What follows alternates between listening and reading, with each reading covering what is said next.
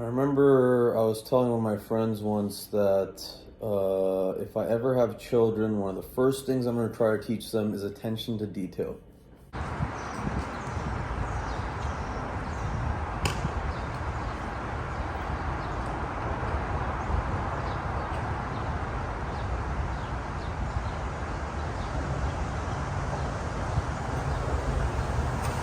You can find so much out of your daily routine, out of your walk, out of your friendships, out of just life. You can juice life very easily if you start paying attention to little things.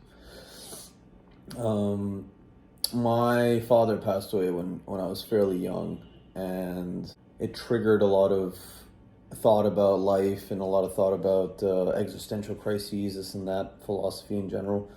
Um, and I remember reading somewhere, or someone told me that you basically are born twice.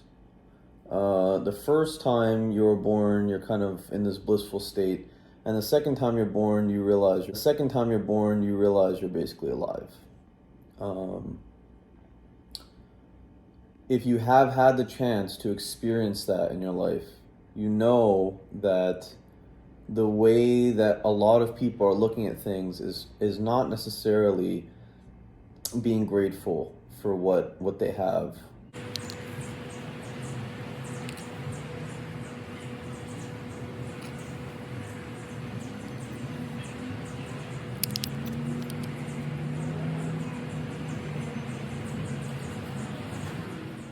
Paying attention to things allows you to have more inspiration. It allows you to grasp situations better.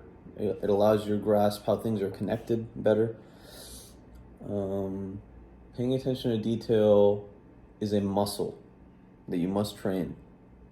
If you are bored, if you're someone that gets bored quickly, perhaps it's because you're fairly intelligent, right? There's ways to use that intelligence that can build you gradually, but necessarily.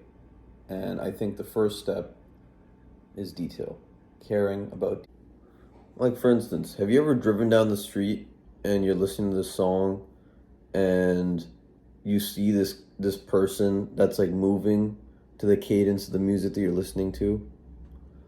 Um, or like you'll be talking about something with someone, and then a couple days later that exact thing will come up, and it's a pretty strange specific thing. This phenomenon, I believe, is known as synchronicity. There are forces in the universe, I'd like to believe, that connect the things that we do with the world around us.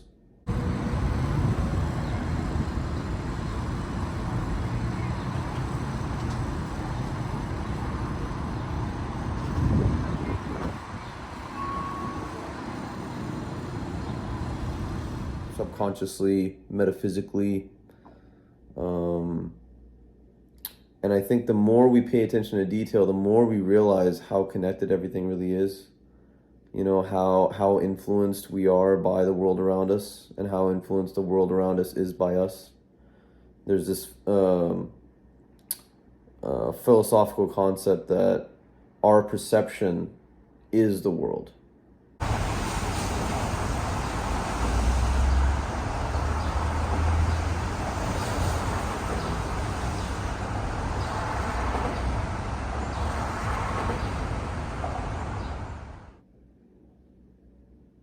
Think about it like this. There's two people in a room, and one of them believes that the world is flat, and the other person believes that the world is round.